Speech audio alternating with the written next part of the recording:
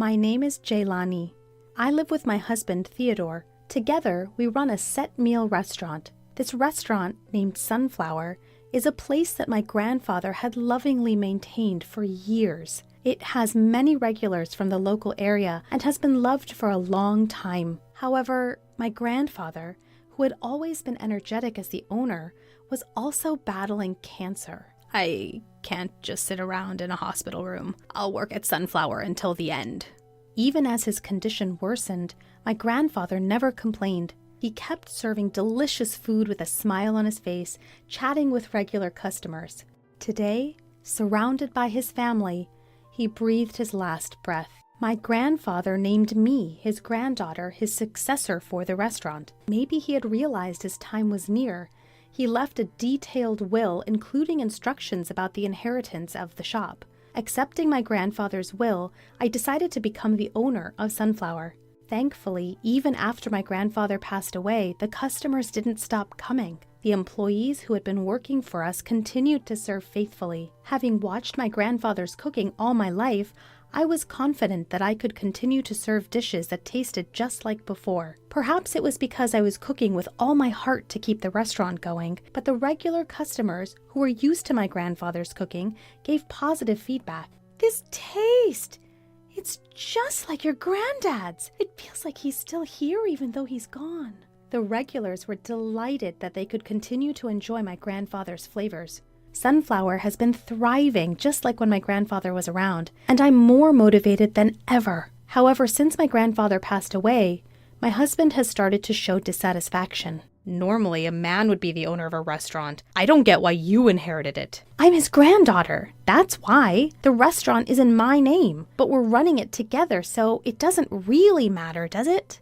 Well, I guess. My husband seemed to have wanted to be the owner and sometimes vented his frustrations, but I'm the one who mainly cooks. Since my grandfather's time, my husband has mainly been handling the cash register, deliveries, and shopping. An owner who can't cook doesn't quite fit the bill. I could have given in a little and not been so stubborn, but my grandfather had nominated me. Once nominated, I didn't want to disregard my grandfather's wishes. Jaylani, can I have another one of these? Sure, got it. The restaurant is still bustling, and I'm busy every day. Then, one day, someone paid a visit. Hey, big bro. Long time no see. It was my husband's younger brother. This brother-in-law of mine was quite a troublesome character. Despite his age, he didn't hold a steady job and was always flitting about, playing around. To be honest, I found him difficult to handle.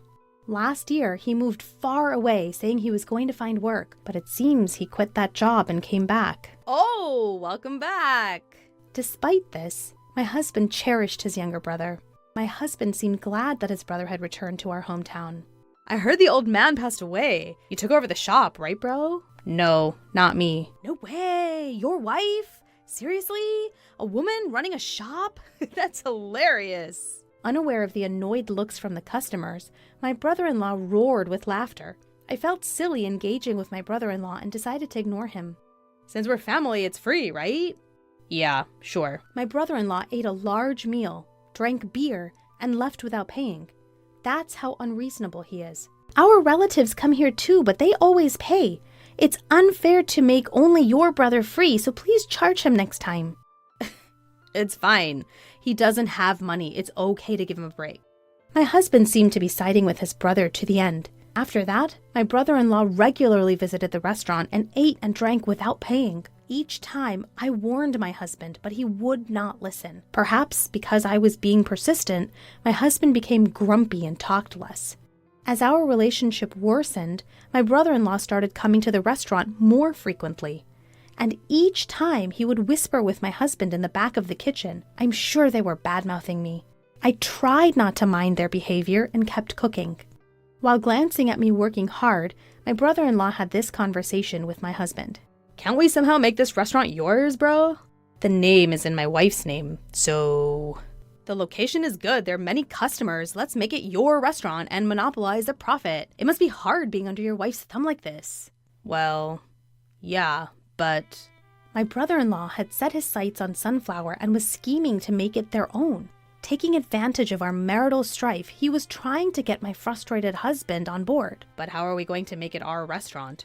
I have a good idea. The two began to quietly plot. My husband agreed with his brother's opinion, and they decided to put their plan into action. The next day was the restaurant's day off. My husband left early, leaving me alone. Even though it was my day off, I remembered that the kitchen was dirty. I decided to visit the restaurant and spend the whole day cleaning. When I tried to open the door of the shop, it was unlocked. Thinking I'd forgotten to lock it yesterday, I rushed in, and there were my husband and brother-in-law. Oh, you're here. I was surprised because the door was unlocked. It's our day off today. What are you doing? As I called out, the two of them smirked as if they were up to something. Actually, we have something to talk to you about. Since you took over this restaurant, you've been getting too big for your boots and it's bothering us. I'm not getting big-headed. No, you are. Don't you think so? I do. You're happy because the restaurant's thriving and profitable. What are you trying to say? The two of them spoke as if they were making fun of me, which frustrated me. As I showed my angry expression, my husband started to spread out some documents on the table. I'm sick of your attitude. Let's get a divorce. The document was a filled-out divorce application. Surprised by the sudden announcement, I was stunned. Huh? What? What do you mean? I was shaken, unable to understand what my husband was thinking. The first thing that crossed my mind was about the continuation of the restaurant. There are a few employees, but running the restaurant alone after the divorce would surely be hard. This is too sudden. I don't understand what you're saying. It would be hard for me to keep running the restaurant alone if we divorce. About that, we're going to buy this restaurant. We're going to start it anew as our own, so we want you to leave. I couldn't understand what my husband was saying at all. It's such a waste to continue running a dull diner in such a good location with so many customers. We're gonna make this restaurant better. That's why. Please sign the divorce papers and leave quickly. The two of them were saying such absurd things that I couldn't keep up. This is a restaurant that my grandfather protected. The profits are already enough. We should continue as we have been for the sake of the customers. So you're saying you have no intention to grow? In a little while, a restaurant like this will go out of business. To prevent that, I'm saying I'll start a new restaurant. No matter what I said, I couldn't get through to them. Surely my husband must have been brainwashed by his brother. Well then, we'll buy this restaurant for whatever price you want. We'll be able to earn it back quickly, so any price is fine. I couldn't stand the bullying attitudes of the two of them. All right. If that's the case, I'll sell it for $50,000. Please wait for 2 weeks while I prepare the divorce papers and the contract. And during those 2 weeks, neither of you should come to the shop. Once I said I was selling the shop, the two of them were in high spirits. There was a reason I was giving up the shop so easily. They were selfishly talking without knowing about it. In the meantime, I managed to run the shop alone. Huh? Where's your husband? Well, we're actually getting a divorce. What? So suddenly? So, will you be running Sunflower alone then? No, my husband is buying the shop. I'll be leaving in 2 weeks. The customers were surprised and looked genuinely disappointed. But there's some good news too. I quickly distributed flyers that I had made to the customers. When they saw it, their expressions immediately relaxed. And 2 weeks later, I presented the contract to sell the shop and the divorce papers. There are no complaints with this, right? My husband promptly signed the contract. $50,000. I'll transfer it to your account right now. So this is my shop from now on. My husband and brother-in-law were ecstatic. With them out of the corner of my eye, I packed up my belongings and left the shop. On my way to file the divorce papers, I was excited to see what the two of them were going to do next. My ex-husband and brother-in-law immediately started running the shop. We've explained the situation to the employees, and even without Jaylani, the shop should run fine. All right, let's make some money. With that, the two of them began to prepare for the day with enthusiasm. At 10 o'clock, when the shop usually opens, a different scene unfolded. Why aren't the customers coming? There were no customers who usually came as soon as the shop opened. The employees who had always been diligent about coming to work weren't at the shop either. My ex-husband tried calling the employees, but no one was answering. They had never experienced anything like this before, and the two of them began to panic. Rushing out of the shop, my ex-husband noticed a regular customer walking by. Hey, you're our customer, right? Huh? Oh, yeah. I've been worried because you haven't come in yet. Come on in. Didn't you say the wife quit the shop? I was coming here for her cooking, so maybe I won't come anymore. Don't say that. We'll definitely serve something delicious. My ex-husband somewhat forcefully guided the customer into the shop. The customer reluctantly entered the shop and started to look at the menu to place an order. What's with this menu? Since I'm the shop owner now, I've decided to drastically change the menu. The traditional sunflower set meals were nowhere to be found on the menu. The menu was filled with foreign words, and it seemed difficult for the customer to understand, causing a drop in enthusiasm even before ordering. Then I'll have this steak. Understood. My ex-husband and brother-in-law enthusiastically started cooking. The customer, who had never seen my ex-husband cook, anxiously awaited the meal. Hey, is it ready yet? Sorry for the wait. Finally, 40 minutes after the order was placed, the meal was ready. When the steak was brought to the table, the customer's eyes widened in surprise. What is this? What my ex-husband served could hardly be called a meal. There were only 3 pieces of meat in the center of the plate. The outside was burnt, and the inside was raw. There was no sauce or anything else, just a bowl of bread and soup. We used high-quality ingredients, so we only used salt and pepper for seasoning. We cooked it to bring out the aroma of the outside and enjoy the rare inside. The customer didn't touch the steak, which looked like a failed dish at first glance. Upon closer inspection, the soup appeared to be instant. I'm sorry, but I can't eat this. The disgruntled customer stood up, ready to leave the shop. My ex-husband was shocked that not a single bite was taken. Customer, you still have to pay. That will be $30. $30? You're joking! I can't pay for this garbage-like meal? The furious customer stormed out of the shop. Taken aback by the unexpected turn of events, my ex-husband and his brother were stunned. At the same time, they realized they were in a dire situation. Neither my ex-husband, who had barely ever cooked, nor my freeloader brother-in-law could possibly run a restaurant. They should have realized this if they thought about it, but they were too focused on making money. From that point on, not a single customer visited the Sunflower under their management. Meanwhile, I had started a new shop in a different location. It's Sunflower 2. The employees who had worked at the original Sunflower are also with me. This shop was also inherited from my grandfather. My grandfather had been concerned about the aging Sunflower and its durability, so he had built a new shop in a different location. He wanted to announce the new shop once it was finished, but he passed away before the shop was completed. This shop was entrusted to me. I had not disclosed the existence of this new shop to my ex-husband. During the 2 weeks I handed over Sunflower, I advertised the new shop. Regular customers who wanted to eat my food all followed me. Thanks to that, the shop has been bustling since its opening day. We have enough margin to hire a few part-time workers. Since I have the $50,000 I received from my ex-husband, I can also add to the employees' salaries.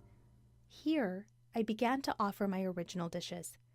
To broaden our customer base, I came up with menus for younger people and even weaning food that small children could eat. This has attracted a lot of attention, and the number of families visiting has increased. While keeping my grandfather's flavors, I'm growing the shop to fit the times. The daily hustle gives me a sense of fulfillment. Meanwhile, my ex-husband and his brother were at a loss in the old Sunflower. They had borrowed a large amount of money to pay me $50,000, and now they are receiving demand letters. What are we gonna do about this? You're the one who suggested this, right? Figure it out! The brother-in-law, whose predictions had gone awry, was holding his head in his hands. Then he had an idea.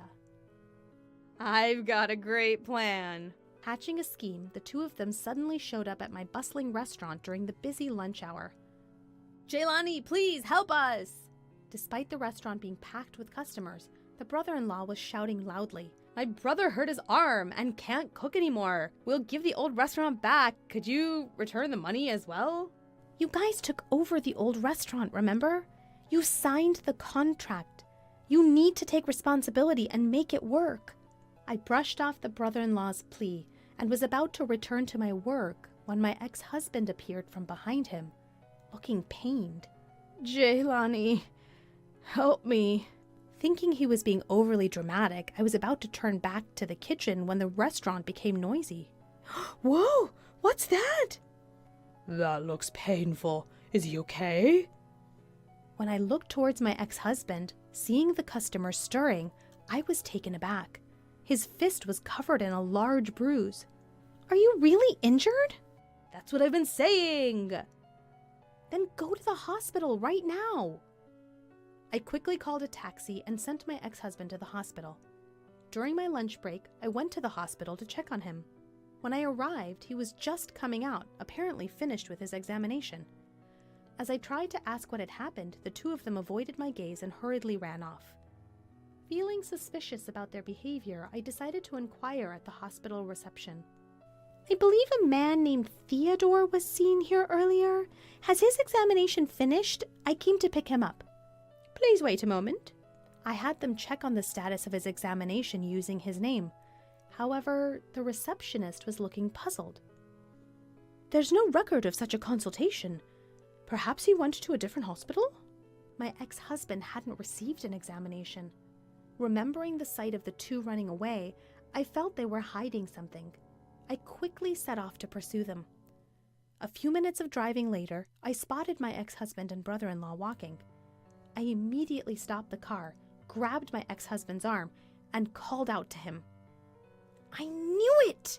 Looking at the fist of the arm I grabbed, the bruise was completely gone. My ex-husband and brother-in-law tried to run, but I mustered all my strength to stop them. Seeing my furious expression, they quickly calmed down. Why is the bruise gone? You weren't injured after all. Well, running a restaurant's hard. The old Sunflower hardly gets any customers, so we can't make money and can't pay back the debt. That's why I pretended I was injured and couldn't continue the restaurant to try to get the money back. I'm appalled. You were trying to deceive me with such a childish lie. I let go of the two. Don't involve me in your affairs from now on. You two figure out what to do with that restaurant. I got back in my car and returned to my restaurant. Through the mirror, I could see the two hanging their heads in shame, which made me feel pathetic. Afterwards, the two quickly put Sunflower up for sale. I think they made that decision to repay their debt, but due to the building's age, they struggled to find a buyer. They received a flood of debt collection letters and were working around the clock. This life suits them, having thrown away something precious due to their greed. As for me, my newly renovated restaurant is thriving even more than before, with sales doubling. One of my regular customers offered to apprentice with me, so now I have a disciple. I often remind him that running a restaurant is not as easy as my ex-husband thought. I want to continue to carry on my grandfather's restaurant for the foreseeable future. There was a belief that a woman who couldn't have children after 3 years of marriage was useless. This idea is out of touch with modern society. It's a backward way of thinking. Sadly, there are still those who carry the assumption that all women can and will become pregnant and give birth. And there are those who label women who can't as useless. My name is Ashley. I'm a 25-year-old housewife. I am unable to conceive. I have been weak and sickly since childhood with little physical strength. I often missed school. I didn't play with friends much, so I was shy. I had pale skin, was very thin, and didn't talk much. My parents considered me a defective product and despised me. They wished I would die sooner because I was a burden. All their love went to my older sister, Emily, who was 1 year older than me. Emily was healthy, unlike me. She had beautiful rosy cheeks and big, lovely eyes. I also had big eyes, but my thinness made them look sickly. My wealthy parents focused all their attention on pampering Emily. They bought her anything she wanted. I was left behind on family trips due to my illness. Hired housekeepers and nurses mechanically took care of me. I wasn't considered part of the family, so I never received souvenirs. Being treated as defective by my family was hell. I had no friends to talk to and I was lonely. My parents wanted to get rid of me as soon as possible. When I became an adult, they quickly married me off. My parents gave a large sum of money to my husband, Kevin. It was compensation for taking care of a weak, infertile, and defective person like me. Kevin, who was in financial trouble, married me for the substantial financial support. I was a full-time housewife. I was unsure whether Kevin was working or just having fun.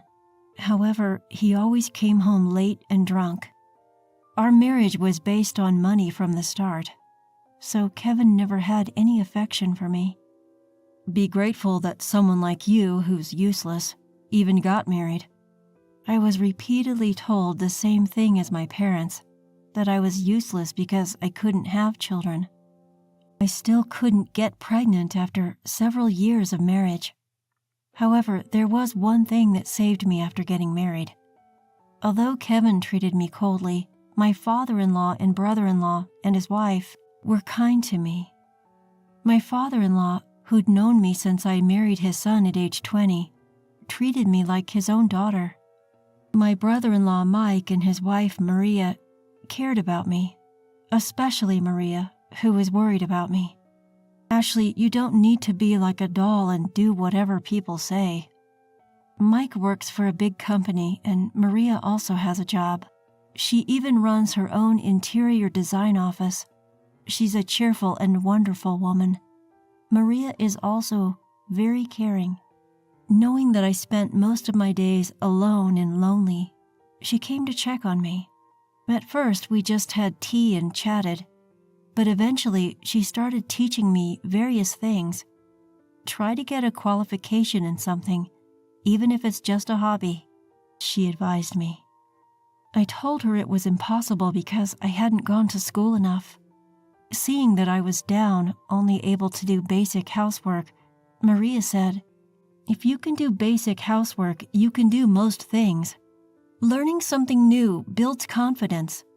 At Maria's suggestion, I started studying for a color certification. I later learned that my father-in-law had consulted with Mike and Maria about me. Ashley tends to underestimate herself. "I wish there was a way to boost her confidence," my father-in-law said. "Introducing her to new areas of study could help," Maria suggested. Mike and my father-in-law agreed with her suggestion. Although my parents used to say that I was weak and slow-witted, I found studying enjoyable. I gained a bit of confidence when I passed a certification exam while studying during my free time. I was happy because I had always thought I couldn't do anything. I wanted to study more and aim for higher levels. However, when I told Kevin, he just scoffed at me. Must be nice to be able to waste time on useless studying. For the first time, I didn't feel hurt by his words. Instead, I felt angry. I finally let out the dark feelings I had kept inside. Are those the words something an unemployed person who relies on money from his wife's family should say? Kevin was taken aback by my sarcasm, as I had always been submissive. He got angry at being confronted with the truth. "Shut up. I'm different from a defective product like you. I'm going to make it big," he shouted. I didn't hold back in my response. "You know, they call people like you big mouths." Furious at my defiance, Kevin kicked the wall and stormed out of the room. He probably went out to drink and have fun to blow off some steam. I understood that my parents wanted to get rid of their troublesome daughter, but I wish they had chosen a better partner for me. However, if they had that kind of mentality, they wouldn't have neglected their weak daughter in the first place. Marrying Kevin was a mistake. I ended up married to a loser who used the money from my family to play around. But ironically, it was Kevin's family that broadened my narrow perspective. After that incident, Kevin didn't come home for several days. I knew he was with my sister, Emily, but I didn't do anything about it. Emily had divorced her husband and given up custody of her child. My parents still doted on her. That's why they allowed Kevin and Emily's affair to continue. I could clearly see the intentions of my parents, Emily and Kevin. They were probably planning for Kevin to divorce me if Emily got pregnant. My parents would have preferred to fulfill Emily's wishes over caring about me. I knew that one day my sister would steal my husband. I prepared myself for that day, now confident that I could handle it. Sometime later, we all gathered at my father-in-law's house. I regularly visited him, but Kevin hadn't been to his family home in a while. Kevin had a lot of pride and compared himself to his brother. Mike had graduated from a prestigious university and worked for a large company while Kevin was unemployed. Neither my father-in-law nor Mike had ever pointed this out. But Kevin felt inferior on his own. He hadn't done anything about it himself. He took pride in marrying me, a woman from a wealthy family, but my father-in-law didn't care. My father-in-law doted on me, his daughter-in-law, but was strict with Kevin. Kevin constantly praised Maria, Mike's wife, for being excellent. Deep down, he was jealous that his brother had a beautiful and intelligent wife. Maria is amazing. She's successful at work, has children, and is a capable woman. Ashley is just stupid and can't do anything, he said with transparent flattery toward Maria and insults toward me. Maria looked annoyed by his words, but she calmly dismissed Kevin's remarks. Ashley is my sister too. I don't find it amusing when my sister is insulted, Marie replied. Mike nodded in agreement. Kevin, think about yourself before comparing Maria and Ashley, Mike warned. Kevin clicked his tongue dismissively. I felt embarrassed by Kevin's childish behavior. I understood that he felt inferior to his successful brother, but he needed to grow up. My father-in-law looked at Kevin with bitterness. He had treated them equally, but the siblings had turned out so differently. He had sighed about it to me. But today, my father-in-law cleared his throat and scolded Kevin. Aren't you ashamed, Kevin? Relying on Ashley's family money and not working? Ashley is a good wife. If you're a husband, support yourself. Don't you understand something so simple? Kevin's face turned red with anger. Dad, Ashley was useless and dumped on me. That's why I'm just returning the favor, he retorted. Mike answered on behalf of his father. Kevin, I don't want to say this as your brother, but your mind is rotten. Usually calm, Mike's sharp words made Kevin curse and storm out. As I tried to stop him, my father-in-law held me back. I'm sorry, Ashley. I hoped he would become more responsible after getting married, but it seems that's not the case. With their shoulders slumped, Mike and Maria sighed beside my father-in-law. As I quietly bowed my head and tried to leave, Maria stopped me. Don't worry, Ashley. Everything is prepared. I nodded and left my father-in-law's house, returning to the chaotic home where Kevin was raging. The room was a mess, destroyed by Kevin in a fit of anger. As I stared in disbelief at his childish actions, the drunk Kevin raised his voice. I'm divorcing you, the infertile one. I'm going to marry your sister. Kevin laughed, bragging that my parents had already given their consent. So Kevin chose Emily after all, I thought. My parents had always given Emily everything she wanted. Even if it was my husband, they didn't mind. Kevin knew I couldn't have children when he married me. It was convenient for him to use me as a wife. However, Emily wanted Kevin, and my parents condoned their affair. They probably wanted grandchildren now. So they would use Emily's pregnancy as an opportunity for her to marry Kevin. It was something my parents were capable of doing. When Emily divorced before, she gave up custody of her child, saying the child wasn't cute because they weren't attached to her. Emily was the type who loved herself more than her own child. I felt sorry for the child Emily and Kevin would have. Would a child born to such selfish parents be happy, I wondered. Kevin, not understanding my concerns, mocked me, telling me to leave because we were divorcing. "I'll pay you alimony, you good-for-nothing."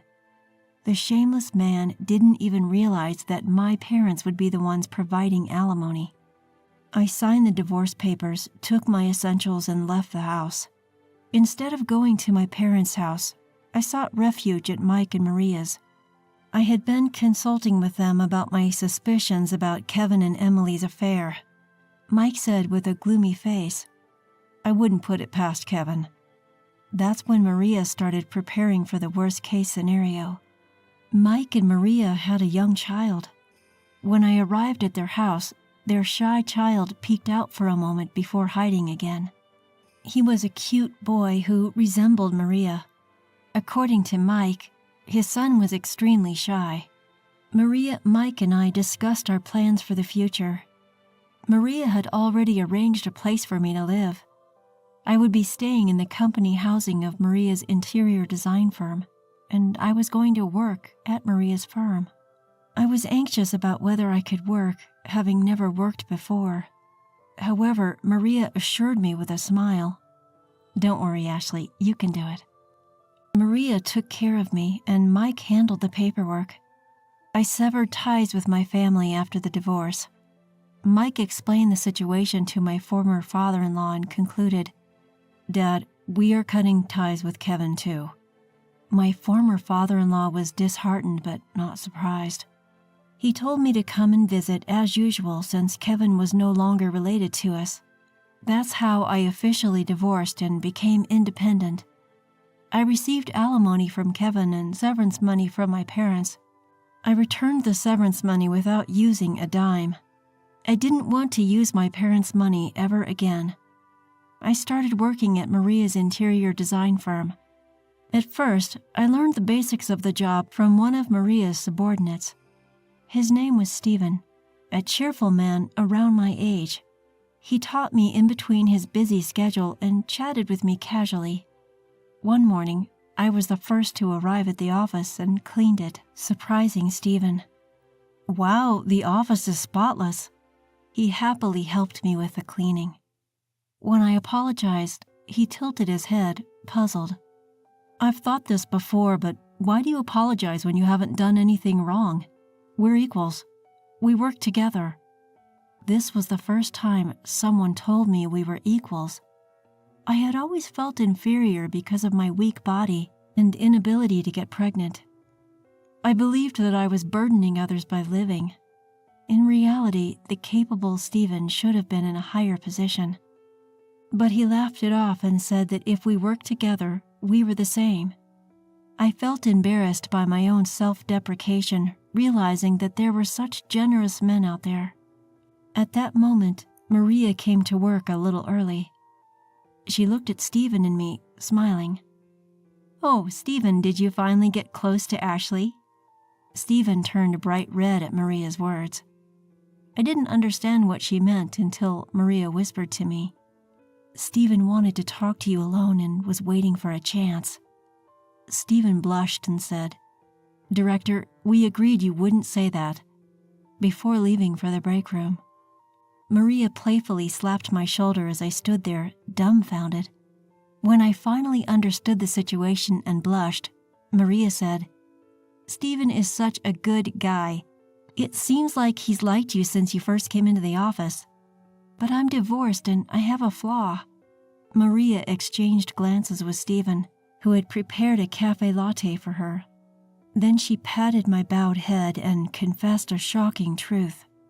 The son Maria and Mike were raising wasn't their biological child. In fact, he was a child of Maria's relative.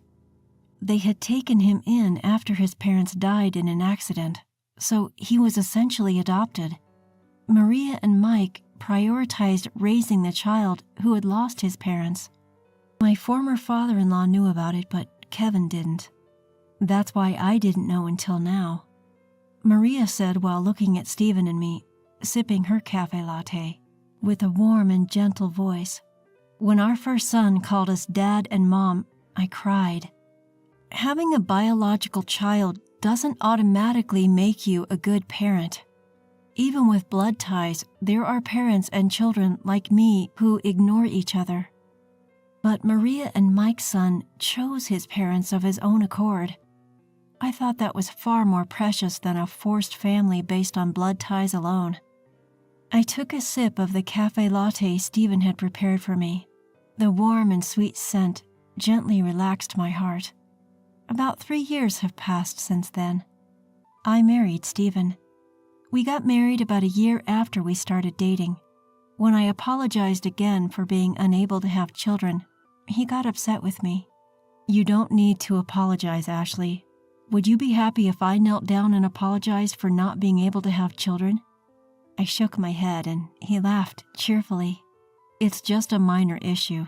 Don't bow your head for something you don't need to apologize for." He had no idea how much his words saved me. Even after remarrying, I kept in touch with Maria, Mike, and my former father-in-law. All 3 were happy for my successful marriage. And today, we were on a short trip. It was a tourist spot that Maria had once told me was fun when she visited with her family. I was sitting in a chair, waiting for my husband. He said he needed to use the restroom, so I was resting at a nearby tea shop. Then suddenly, I heard a voice from behind. "Ashley?" It was Kevin, my ex-husband. Behind him was my sister, Emily. Emily was still beautiful, but her makeup had gotten heavier. "You're still so gloomy. Traveling alone after the divorce?"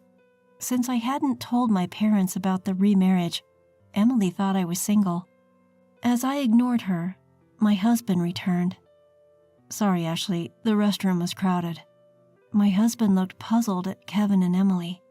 He definitely wanted to ask, "Who are these people?" As I tried to ignore them and urged my husband to leave, Emily mocked me. "You found another man already? Even though you're incompetent and can't have kids." As Kevin tried to laugh along, my husband spoke up, looking displeased. "I am Ashley's husband, and her name is now Ashley Stevens. By the way, we do have a child." He patted my belly and Kevin turned pale. Emily sneered. "I bet the baby will be disabled." My husband replied in a cold voice. He was probably at the limit of his patience. "Ashley is currently pregnant with her second child. Her older daughter is 2 years old and healthy. Today, we left her with my parents." Kevin turned pale at my husband's words. I myself was shocked when I first got pregnant. I cried out to the doctor at the maternity clinic, told him I shouldn't be able to have children, but the doctor examined my body and declared I could get pregnant. I had been led to believe by my parents that I couldn't have children. I had taken their word for it since they had always said so. However, my body was actually able to conceive normally. When I told my husband about my pregnancy, he was overjoyed. During my marriage with Kevin, I never got pregnant. I wondered why, so I consulted with Maria. Then she sighed, shook her head, and formed a hypothesis. I never tested myself because of my parents' suggestions. Actually, my parents knew I could get pregnant. Kevin knew too and was using contraception. Maria hesitantly muttered to me, "Ashley, there's a possibility that your parents have been deceiving you all along. Probably they didn't want me to have children. They thought it would be a hassle if I, who was frail, gave birth to a child who had disabilities. So they instructed Kevin not to get me pregnant. I remarried and had a healthy baby girl with Stephen. My second child during pregnancy is a boy, and both mother and child are healthy. I had been burdened with an inexplicable sense of guilt due to my terrible parents' scheme. As my husband and I were about to leave, Emily pointed and smirked. I aborted Kevin's child. It was a failure. In other words, she aborted it due to the possibility of disabilities.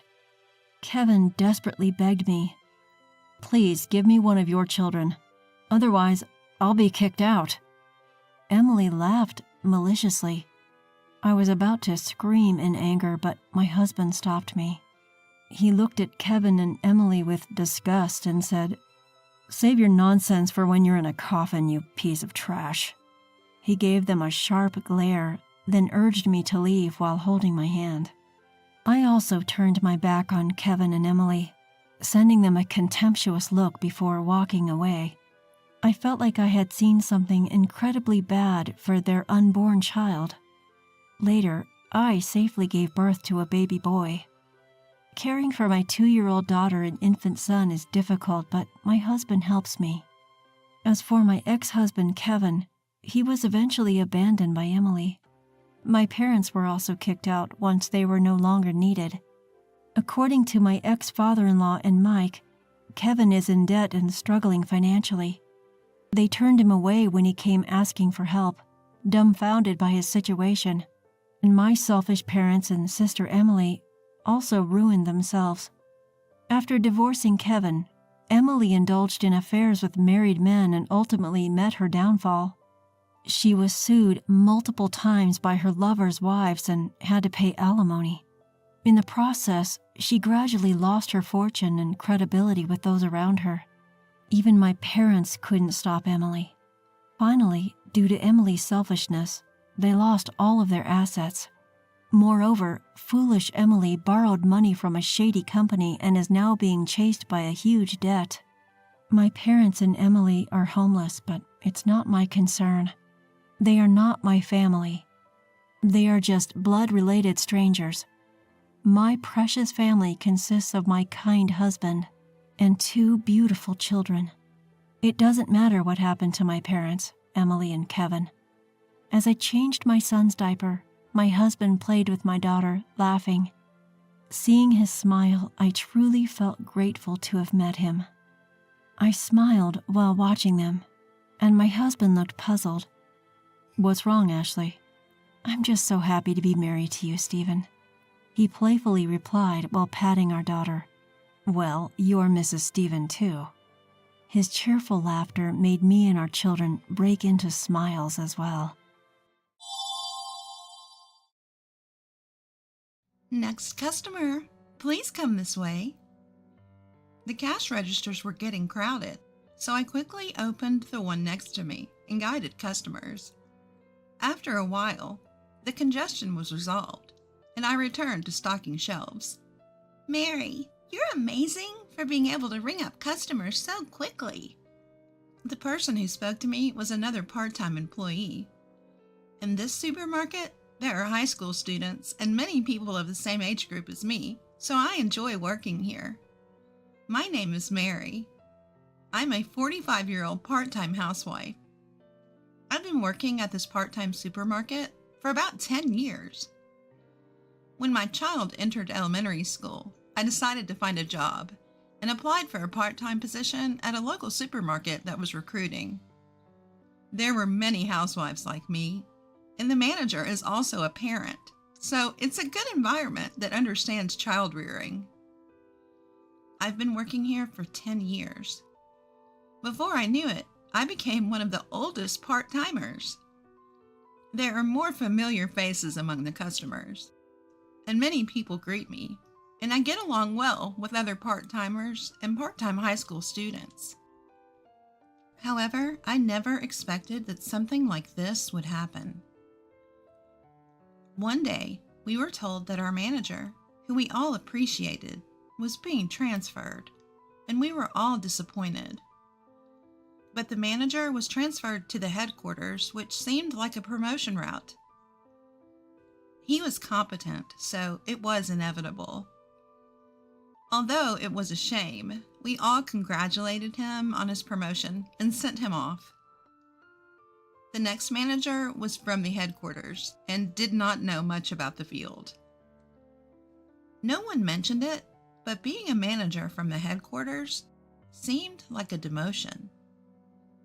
He was nagging and incompetent. and the atmosphere in the store deteriorated. According to other part-timers, the president's wife seems to favor young, handsome managers. The manager probably thought that he could benefit from being liked by the president's wife. I often saw him talking to her. The new manager's reputation was bad, but the president's wife was the worst. She complained about every part-timer. However, she talked to male employees and high school boys working part-time with a sweet voice. Although we part-timers were dissatisfied, no one dared to complain to the president's wife. Eventually, some part-time housewives and student part-timers started quitting. Just as I started considering looking for another part-time job, I became the target of the president's wife. You've been working at the store for a long time, right? How about your child? Already a college student? Which college? I was surprised to be asked such a question suddenly. Yes, I've been working here since the previous manager. I didn't want to talk about my child, so I tried to dodge the question. Then the president's wife said this. You look incompetent. You probably didn't even go to a decent college, did you? That remark hit me in the heart. But just then, the register area got crowded, so I nodded to the president's wife and quickly got in line. Actually, I only graduated from middle school. I was bullied in high school. Tried my best to hang in there, but eventually couldn't go anymore and quit during the summer of my 3rd year. Since then, I'd been living as a part-timer, met my husband at a part-time job, got married, and lived in a world completely unrelated to educational background. But the president's wife seems to be the complete opposite of me. She brags about being a graduate of a prestigious university, even when nobody is listening. But for some reason, she stubbornly refuses to mention the name of the university. I thought it was strange, but since I wasn't particularly interested, I always let it slide. The president's wife probably had a preconception that housewives working part-time at a supermarket don't have high educational backgrounds. In fact, I once heard her talking about it with the store manager. Does she want to look down on us? Other part-timers also said they were asked about their education by the president's wife. The next day, as I was working, as usual, the president's wife came to the store again for some reason. Excuse me. I looked up when the president's wife addressed me.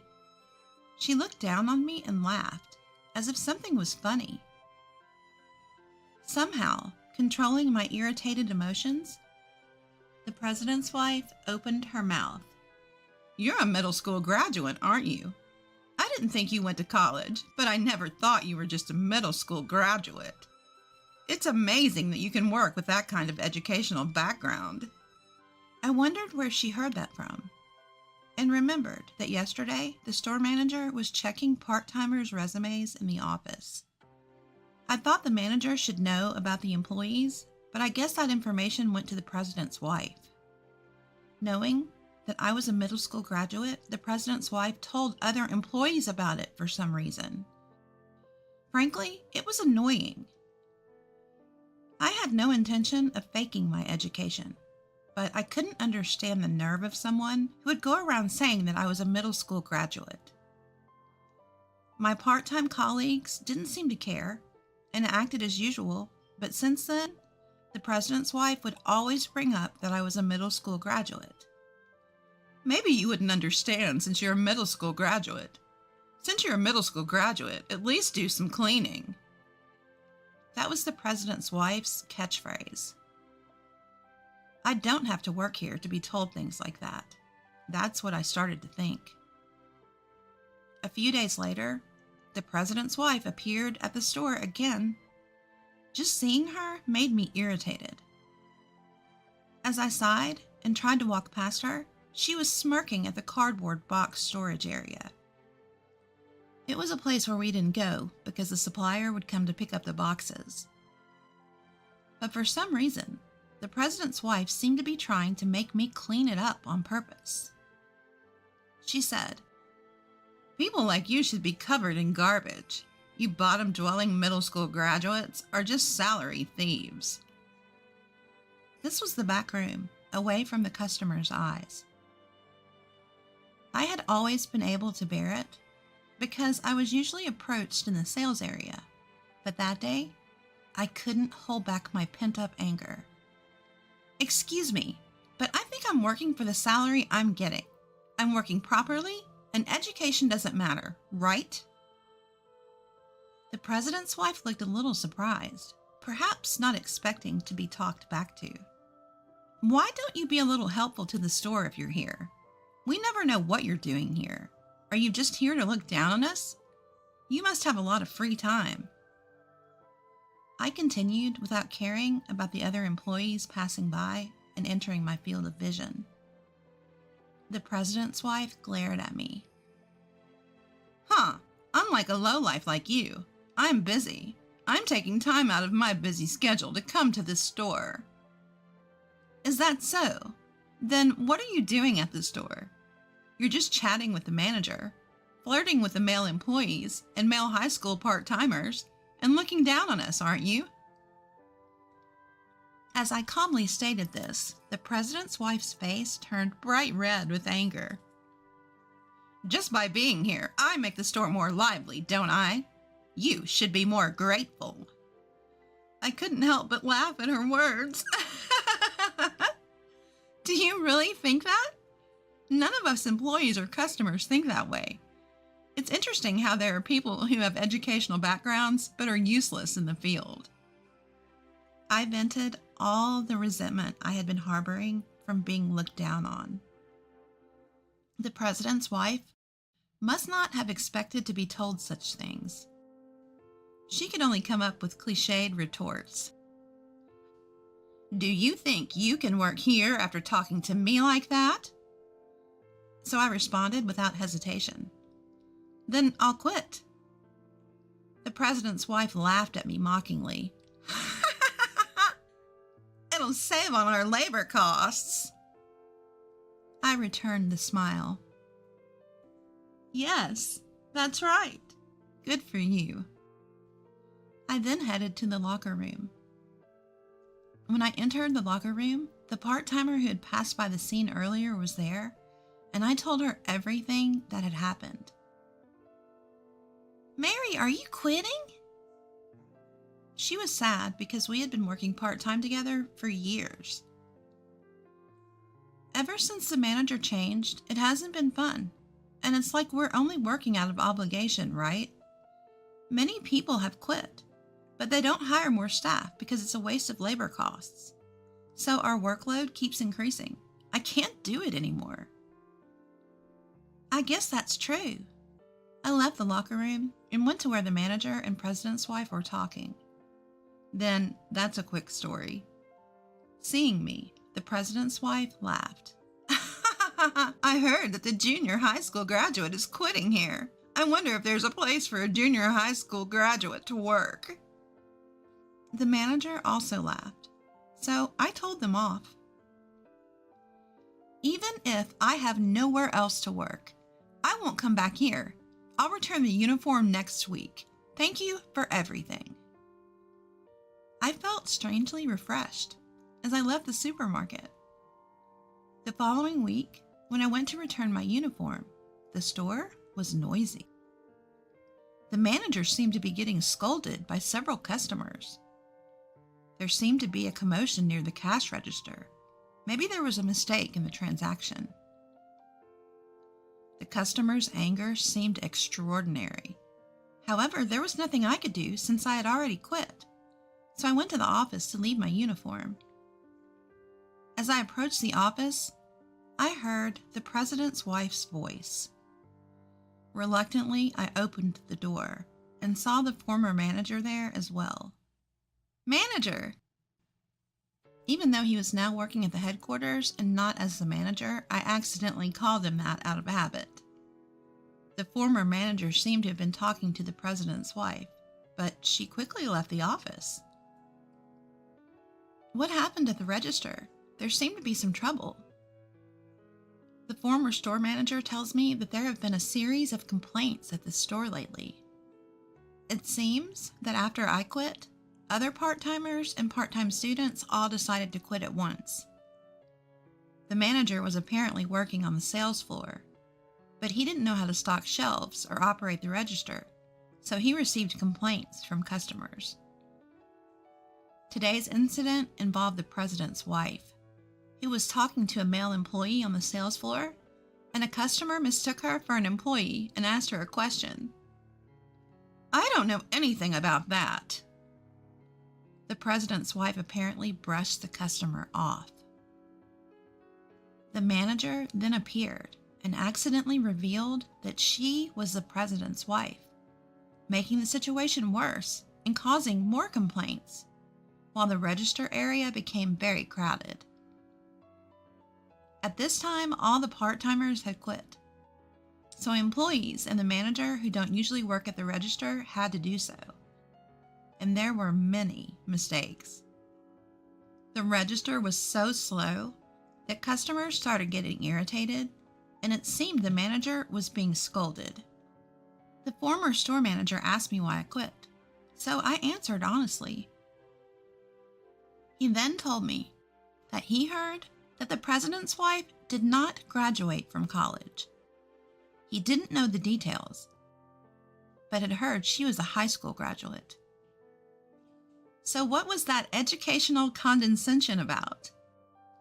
Could it be that the president's wife is looking down on people with the delusion that she is highly educated? That made her seem even more dangerous. 2 weeks later, the supermarket where I used to work was deserted. It was unusual for so few customers to be there at this time. Well, it's not surprising after all those complaints, as I was thinking that, I was approached from behind. It was the former store manager. After exchanging greetings, he told me about a new store opening 1 station away. "Mary, would you like to work there?" It seemed an employee the former manager had trained was being promoted to the new store manager. I could trust that person. I nodded and contacted my former part-time friends. When my part-time job at the new store was confirmed, some of my former part-time friends were there too, which made me feel relieved. The manager was understanding, and I felt like I could get along well with the other employees and new part-timers. The new store tried something different, handling local side dishes and bread, which was well received by customers. I began to see familiar faces from the previous store, and the new store had a successful start. According to the employees, the old store was very quiet, and the manager was scolded quite a bit at the head office meetings. Many people quit soon after being hired as part-timers, and there was always a shortage of staff. I found a new part-time job quickly, and since I was able to work happily like before, I thought everything was settled. However, about a month after starting work at the new store, the president's wife appeared before me. Well, she's the president's wife, so it wouldn't be strange for her to be at any store. But she seemed to have come specifically to see me. "I heard a junior high school dropout is working at our store again, so I came to check." I could only sigh. "What's wrong? I'm not doing anything bad." "Do you realize that because of you, the other store is in big trouble now?" "Why is it my fault? I didn't do anything wrong." "Rather, isn't the president's wife the one committing power harassment?" "You made all the other employees quit, didn't you?" The president's wife suddenly got angry. "It's completely unreasonable. The part-timer and the manager who used to work at the previous store noticed me and tried to help. But I stopped them. I, a middle school graduate, can't make all the employees quit. Why not ask them why they quit? Well, you can figure it out without asking. The part-timers nodded in agreement with my words. Shall I tell you if you don't understand? You look down on us because of our educational background. And the manager doesn't understand anything, only talks. No one wants to work part-time while experiencing power harassment. When I said that, the president's wife raised her voice again. Power harassment? Are you trying to frame me without any evidence? The moment the president's wife tried to grab me, the manager intervened. Can you please stop doing that to our part-timers? The manager's position would be compromised by saying such a thing to the president's wife. I was about to say I'm fine, but the manager said firmly, I am the manager of this store, and it's my job to protect the employees. I'll fulfill my role, whether you're the president's wife or not. Then applause came from the other part-timers. The president's wife finally lowered her hand that was trying to grab me. I took a deep breath, took out my smartphone, and said, I have evidence of power harassment. The president's wife glared at me. I played a video. It showed the president's wife yelling at another part-timer at the previous store for no reason. And it wasn't just one or two instances. The president's wife's face changed color. Then, the other part-timers came forward. Among them was a video of me being insulted for being a middle school graduate. At that time, we had conspired to collect evidence if anyone was experiencing power harassment from the president's wife. We didn't go so far as to file a lawsuit, but the videos were shared among part-time friends, so we had several at hand. Manager, we're going to sue her. When I said that, the other part-timers and the manager nodded. Naturally, the president's wife was furious with the manager. What's wrong with you? Do you think it's okay to say that to me? You're fired. Fired. Hearing that, I looked at the president's wife and laughed. Oh, I recorded that too, so we'll protect the manager who protected us. Hearing this, the president's wife changed her expression again and turned on her heels. It seemed she intended to escape. I called out to her back. There are more important things than education, right? Sometimes your humanity is more important when you enter society. Are you focusing on someone's education because you have a complex about it? The president's wife turned around and said, How did you know that? It seemed she had inadvertently admitted it. I laughed. The other employees laughed, and the president's wife, realizing her self-destruction, left at a speed I'd never seen before. After that, we decided to really sue the president's wife. We had videos taken by the part-timers, and the manager, who had been favored by the president's wife, admitted that he had been covering up her power harassment for his own safety, so we had solid evidence. The president's wife couldn't escape, and we were able to receive compensation. Then word spread to other stores, and many similar complaints were raised.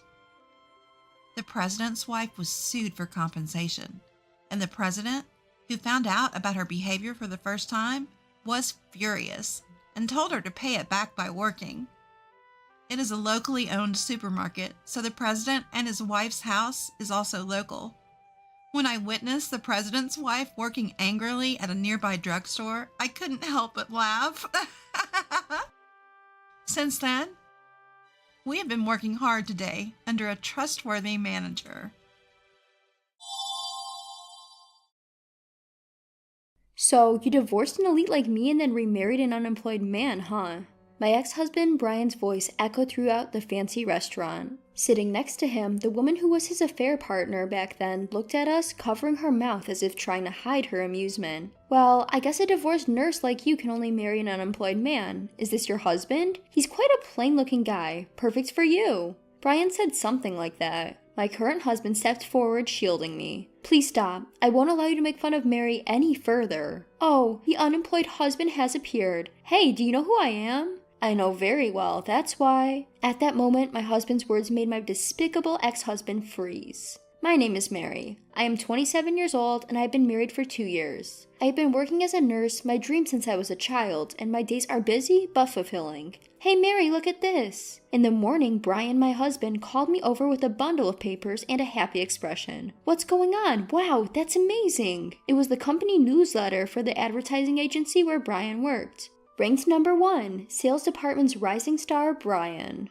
The headline was accompanied by a photo and interview of Brian with a proud smile. I'm in trouble, they featured me again. While saying that, Brian couldn't hide his joy. Brian was an elite, having graduated from a well-known university and working at a major advertising agency. That's amazing, Brian. I'm happy too. Well, as a mere nurse, you can't imagine this glamorous world. As I struggled for words, Brian, tightening his tie, said, I'll be late tonight due to a business dinner. I don't need dinner, see you. Okay, take care. Brian had this side to him. We were introduced by a mutual acquaintance and eventually got married, but after a while, he would sometimes belittle me and my nursing job. At first, he shared household chores with me and spoke kindly, but recently, I'm the only one doing the chores and I catch glimpses of his condescending attitude. When I asked him to help with housework once, he said, I'm an elite ad salesman, you're just a nurse. Even you should know who has it harder. Serve me quietly. When we were dating, Brian was kind and everyone envied us as a couple. It would be a lie to say I didn't feel secure being with an elite. I grew up in a single-parent family and my mother had already passed away, so I wanted to have my own family as soon as possible. I need to have a proper talk with Brian. With that thought, I went to work that day. Good morning, did you sleep well? I'll take your temperature now. Good morning, thanks to you, I slept well. When I spoke to Mr. Green, a patient hospitalized due to injuries from a car accident, he replied calmly. Mr. Green is about 7 or 8 years older than me, but he seems to love playing video games and often plays them in bed. However, he always thanks me when I assist him and speaks politely when we chat, which makes me happy. It feels rewarding when patients thank you for your work. That day, I worked diligently from morning to evening until it was time to finish work. On my way home, I realized that Brian's birthday was coming up soon. Since he said he would be late today, I thought it might be a good idea to choose a gift for him before going home. I might as well dine out alone. With that in mind, I decided to take a train to the city in the opposite direction from usual. I successfully chose Brian's birthday present, had dinner, and was about to head home when I saw a familiar-looking man in a suit. Brian was walking. However, there was a slender woman with long brown hair snuggling up next to him. For some reason, I had a bad feeling. I thought he said he had a work dinner today. With my heart pounding uneasily, I followed the two from a distance. Then, the two of them left intimately, held hands, and went off into an accommodation facility. I felt like everything went dark before my eyes and sat down on the side of the road. It's not true. Brian was cheating on me. Dressing up, coming home late, always fiddling with his cell phone at home. I thought it was all for work, but it wasn't. Brian had betrayed me. I don't know how I managed to get home. I sat alone in the dark living room of my home. Hey Mary, what's the matter? Not even turning on the lights? Brian turned on the living room lights when he came home late. With my head down, I spoke to Brian. Brian, sit down there. What is it? I'm tired and I want to go to bed already. Just sit down. As I glared at Brian, who reluctantly sat down, I confronted him. Brian, you're cheating on me, aren't you? I saw you today. Brian looked surprised for a moment, but then sighed. Is that all? What do you mean, is that all? Yeah, that's right. I have another girl I'm dating. She's a receptionist at work, famous for being cute. Can't help it, can I? I'm popular. What are you saying? As I was astonished by Brian's brazenness, he continued, You should be grateful that I've been with someone like you, who has nothing going for them. Your face is nothing special, you work as a nurse, a lowly job, and you have no parents. How can you keep someone like me, Mary? What? Well, it doesn't matter. I kept you around as a housekeeper, but you're no longer needed. Pack your things and leave. Brian glanced at me, unable to speak from the shock, and went to the bedroom. I couldn't sleep all night and was left devastated, but I still had to go to work. Leaving the house before Brian, I tried to do my usual work despite the struggle. Did something happen? You look pale. Surprised, I looked at Mr. Green holding a game console, staring at my face. I'm fine. It's disgraceful for a nurse to be worried by a patient, haha. Trying to laugh it off, Mr. Green shook his head and said, "You shouldn't say you're a disgraceful nurse, even as a joke. I think I can be discharged today thanks to your help. I can't ask what happened, but you'll be okay. You're someone who deserves happiness." Holding back my tears, I bowed to Mr. Green. "You'll be okay. You deserve happiness." Mr. Green's words gave me encouragement.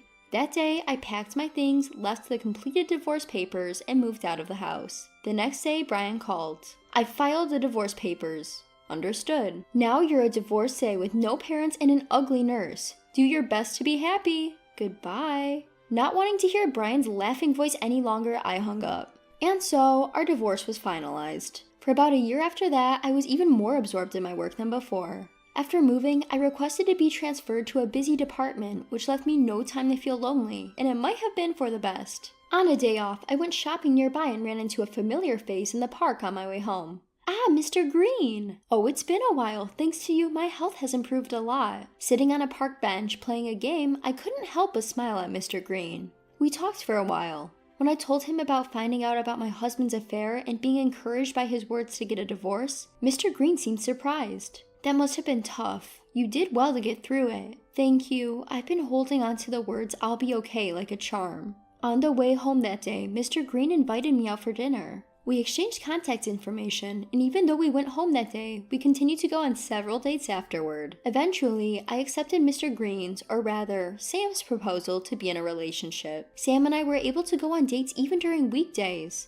In other words, he didn't seem to have a job. Even so, he always treated me to meals, which I initially found quite mysterious. But above all, I was attracted to Sam's personality. He was always relaxed, composed, and polite to everyone, and he treated me with great care. His hobby was, of course, gaming, and although I had never played before, I started to join him. When we played together, Sam was clearly going easy on me, but I appreciated his kindness. A year after we started dating, Sam proposed to me. "I'm not beautiful, and I don't have any parents. Are you sure it's okay?" When I said that, Sam looked a bit troubled. "Mary, you're still hurt from your previous marriage, aren't you? You're a wonderful woman. Let's become a family and live happily together." Hearing those words made me so happy, I decided to remarry. This time, it'll be okay. Being with Sam made me feel so much happier than when I was with Brian. A year passed and Sam and I got married, and our relationship was still going strong. "Since it's our wedding anniversary, let's go to a special French restaurant." Sam told me the name of the restaurant with a smile.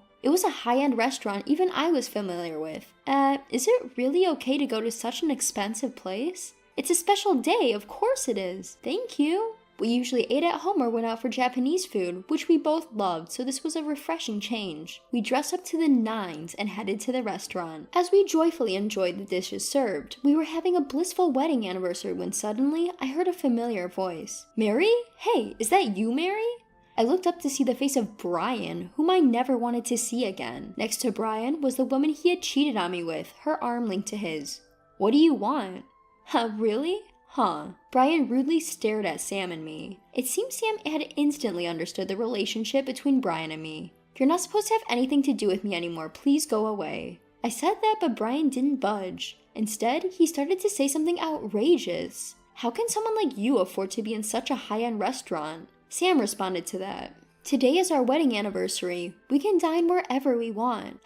Wedding anniversary, huh? So the poor couple splurged and came to a place like this, huh? That's touching. Brian was smirking. The woman who had been Brian's affair partner was also covering her mouth and looking at us as if she couldn't hide her amusement. "After divorcing Elite Me, you were married a jobless man, huh?" Brian said to me, completely ignoring Sam. "Huh? What's that? Where did you hear that?" "I ran into one of your colleagues and heard it. They said you're going on dates even on weekday afternoons and that they've never seen your partner wearing a suit. Plus, they said he's a gamer boy. Is this the jobless husband? He's a fittingly dull man for you, huh?" Brian continued to mock me, who was too surprised to speak. "Well, a divorced nurse like you can only marry a jobless man, huh? You must be supporting this old man, huh? Good for you." "Hey, stop it. But, a high-end restaurant like this doesn't suit a poor couple like you. You must have saved up all your pennies to come here, but read the atmosphere, you're lowering the tone." Brian still continued to say such things. Brian's abusive words echoed through the high-end restaurant, and before we knew it, we were the center of attention. He had always belittled me, even when we were married, and now he was even mocking my husband, Sam. I won't forgive him. Never. I reached my breaking point. As I tried to stand up, Sam stood in front of me as if to shield me. Please stop. I won't allow you to ridicule Mary any further. Then, Brian said, trying to hold back his laughter, oh, the jobless husband has appeared. Even jobless, you'll defend your ugly wife, huh? Watch your mouth. You two are the ones who should read the atmosphere. Why don't you just leave? Then Brian, glaring at Sam, said, don't you dare stand up to an elite like me when you're just a jobless old man. I don't care if you're an elite or whatever, please just leave. Sam was unyielding. Then Brian said in an irritated tone, hey you, don't you know who I am? I'm the #1 salesman at S Advertising and I graduated from W University. Yes, and listen, S Advertising makes TV commercials for K-Foods and M Games. I'm on a completely different level from a jobless nobody like you. You have no right to speak to me. Then Sam paused for a moment and said in a low voice, I know who you are very well. Now, who do you think I am? Brian was momentarily confused. Huh? There's no way I'd know who someone like you is. Then, the woman next to Brian, who had been silent until now, let out a small scream. Wait a minute, this guy, isn't he Sam Green? Huh? Who's Sam Green? The woman hurriedly explained to the puzzled Brian. He's the founder of M Games. He graduated from the American Massachusetts Institute of Technology and became a top figure in the gaming industry within 10 years, a genius engineer and entrepreneur. What? Huh? Brian's face turned from red to blue. Indeed, I am Sam Green, the founder of M Games. I'm now the chairman, having stepped back from day-to-day management, Sam said with a straight face. Yes, Sam was the person who founded the super famous game company M Games. I remember being convinced about his free time on weekdays and his constant gaming when I heard that. Wait a minute. M Games is one of our major clients. Brian, now pale, said this while trembling. His face was covered in cold sweat. That's right, we handle all your TV commercials and magazine ads. The advertising budget must be in the billions, Sam said with a smile. At that moment, Brian and the woman next to him bowed their heads. We're so sorry, please forgive us. We had no idea you were the chairman of M Games, Sam said to flustered Brian, trying to apologize. You're apologizing to the wrong person, aren't you? You should be apologizing to Mary. Brian then turned to me and prostrated himself. The woman next to him looked at Brian in astonishment. Mary, no, Miss Mary, I'm sorry for what happened when we were married and for today. Please forgive me. I almost laughed at Brian's pathetic state but managed to hold it in. Mary, what will you do? Sam asked me in a relaxed tone. No, it's impossible to forgive him normally. Please don't ever show up in front of us again, I said firmly. Sam grinned and gave me a small thumbs up. He then bent down and whispered in Brian's ear. Mary is a perfect wife for me. I'll make her happy from now on, so you should worry about your own neck. The pale and trembling Brian and the woman left with their tails between their legs. Let's continue our meal. I smiled at Sam, who spoke in his usual gentle tone, and we enjoyed the rest of our meal. Half a year later, Sam instructed M Games to stop dealing with S Advertising Agency. He reported the horrible attitude Brian had shown, and Brian was fired to take responsibility. His proud, elite career was probably over now. To make matters worse, the woman who was about to remarry Brian seemed to have given up on him and left him. He is now alone, living in poverty in a shabby apartment, but that's none of our business. As for us, we recently found out I was pregnant. Sam was so happy that he jumped up and down and recently returned to game development after a long absence. He wants to make games that can be played with children. As I watched Sam, I hoped that this peace would last forever.